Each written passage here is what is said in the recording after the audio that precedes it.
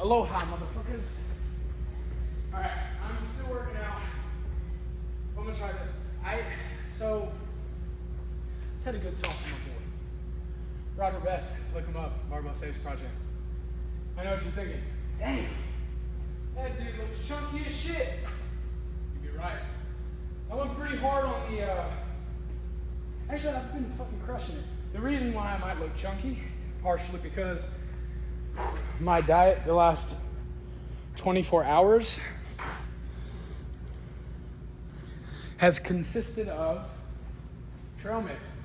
I just drove here from Houston, Texas. I'm in Phoenix. Anyways, so I just got done talking to Rob, and it's such a funny time going on right now. I mean, I haven't been alive any of the other times, so maybe this is always happening. But I'm gonna try to be a little more streamlined with everything I do and say. I'm always much of a storyteller. I very much like to take you on a journey, but maybe the time and place for that is not today, it's not now, it's not yet. So I'm gonna try to be a little more straightforward, because that is what people want to see. So if you're in the fitness space, you've probably heard of Alex Hormozi, right? He's someone where, God love him, he's given me a lot of knowledge that I have, and appreciate you, dog, if you see this, but you won't. Anyways, he talks about presenting and providing value, right? And it's such a, I said this when Rob and I were talking. We said it collaboratively. Value has become a concept. It should not be conceptual. It should be value should be a discipline. Value should be the first thing that you innately provide when you live your day, your life, when you do what you are doing. Otherwise, why are you doing it? I don't know. So, touch on it real quick. There's a book, it's called How to Win Friends and Influence People. It's one of my favorite books of all time. When I first picked that book up, it pissed me off. I said to myself when I was reading, I was like, people need a book to know how to be a good person?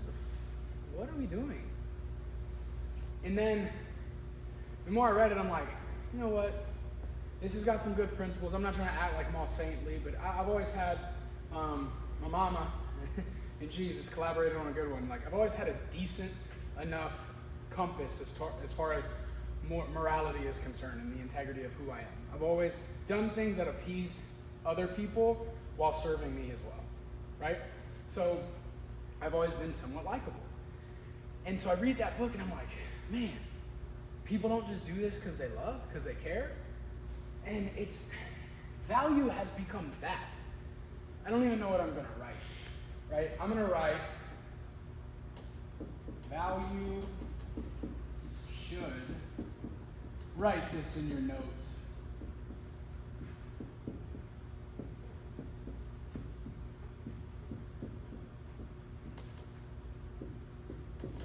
Value should be a discipline. I believe that. I kind of like that. I just said that. Does it make sense to you? It makes sense to me. I have always listened to this man named Jim Rohn. Right? Jim Rohn, if you know Tony Robbins, Jim Rohn was Tony Robbins' mentor, his teacher. And if you've listened to both of them, you'd realize Tony Robbins is a spitting image. Right? He added his NLP thing and does a lot more, and I love Tony Robbins. But it's wild. Because my inner voice, one of the things that drives me through my day when I'm like questioning, should I do this, should I do that? It's narrated by Jim Rohn. Dude's got like this sexy little alien sound. I love it. And he said, don't wish for a better wind, set a better sail. Don't wish it was easier, wish you were better. Don't wish for less problems, wish for more skill. It's not the blowing of the wind. He says the wind blows on all of us. It's the set of the sail. It's what you do with the things, the occurrences, everything life has to throw at you, what you do with it. Do you turn that piece of yarn into gold, or do you just tie up some branches with the yarn? What do you do?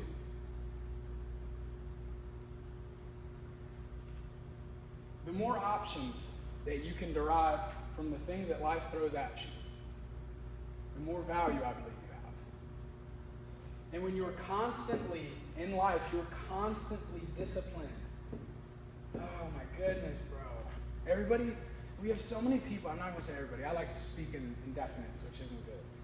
It's something I need to be better at. But discipline, there's so many people, especially with all the resources with YouTube and things like that, we stumble across self-improvement. Man, I hope I'm in this shot. We stumble across self-improvement and we get all of these nuggets, and it's like any saying, right? I'm looking up there, healing the body to save the mind. It's as simple as that, healing the body to save the mind. You could read that and say, wow, isn't that something? But until you have lived it, that statement doesn't hold the impact like it does for me, which fitness has changed my life. I'm literally I'm still kind of in a little workout, but I'm fired up because fitness brought this version of me, this more valuable version of me outside, and I had to rip on a mic, right? But you get these one-liners in self-improvement, this movement, this resource, YouTube, Instagram, social media, it gives you these one-liners. Healing the body to save the mind. Discipline is the way. It gives you these one-liners, but there's no experience. There's a prerequisite to understand that wisdom, and the prerequisite is life lived. It's potential extracted from you, from me. And that's value. How can you become more valuable? Through discipline. But it will get to a point, and this is kind of just, I'm encasing the sausage as sexy as that might sound. This is kind of just, I'm ripping, right? What I'm going to do is I have this space for now, and I don't know why I'm hesitant. My own things, But I genuinely, I want to change the world, I want your life to be better because I was in it. And I want to go out there, and I want to see you eye to eye. And so I've chased that for so long, but I have this stupid ass phone, I got this sweet ass dry erase board. So I'm gonna try my best shot at creating videos. I have a serious issue with it's not flashy, right? Because life isn't flashy. I disregard all the flashy stuff. It gets you in trouble. It's the mousetrap. It's the cheese. You don't want to get caught by the cheese, but everyone does. Everyone does. And so I'm going to come on here and try to provide some type of value to you. But that is the funniest part, and that's the whole point of this little shtick. Value is just something that you do. When I work out, I gain value from the weights. None of the exercises, none of those movements say, well, I hope I can provide this fellow value today. No, they are what they are. And when I do them, I become what they create. I become what I design. I'm still formulating all this, but it's a frustrating thing that we want to go out and provide value. Do it. Do the things. If you work for a company and you're in the sales position, sell the product. If you're a marketer, get some eyes on the product. If you're a business owner, if you're operations, create a structure, create a foundation, create a culture that's worth thriving in, and then help your company get to a point where they can thrive. And then you can be successful. It's value. It's just It's innate when you do the right thing. And it's such a wild concept. All of a sudden it's become a concept. And it's not conceptual. Value is a discipline. Value is what happens when you do what you're supposed to do in whatever given field. If I want to walk to the other side of the gym, I have to take X amount of steps to get to the other side of the gym. It's as simple as that. You lay out the road work, you put in the work, and then the result is realized. And I guess this has turned into too long because I'm a talker, like I said.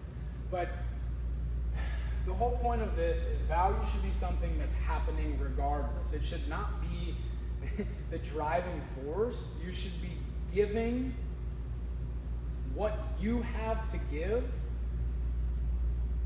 And I suppose values become a concept because so many people do perhaps what I'm doing right now, where you get on and you talk. Like I said, this is the encasing.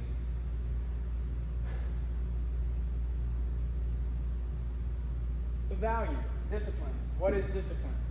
Tomorrow morning, the discipline that's going to present my day to me, it's going to present my day.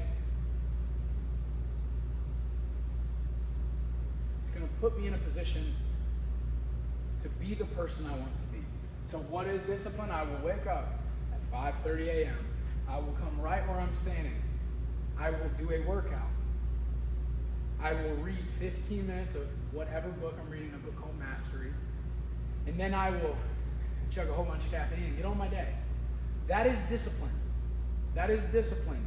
If you do those disciplines, you will be the person that you design. There's your value. You're welcome. It's not anything secretive, but honestly, I have a decent amount of stuff in my head, and I assume that everybody knows what I know because there's that little inferiority thing. But it's just discipline. It is what you put in place to step into a result. I'll say it like that. It makes sense to me. You are never above discipline. You do not outgrow it. Self-improvement, discipline, all those things are like taking a trip around the globe. On foot, you're going to find yourself in the depths of the ocean. You're going to find yourself atop a mountain. None of them last forever unless you stop moving.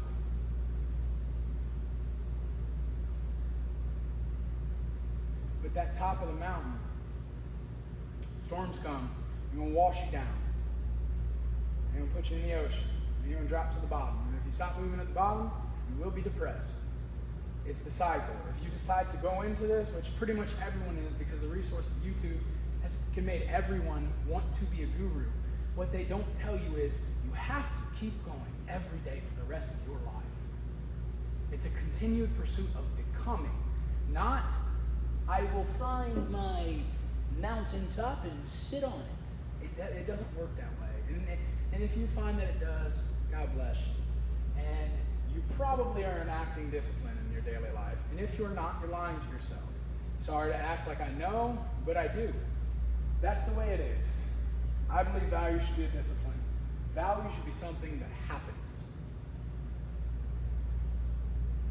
I'm still working through it, but I'm going to work out a little.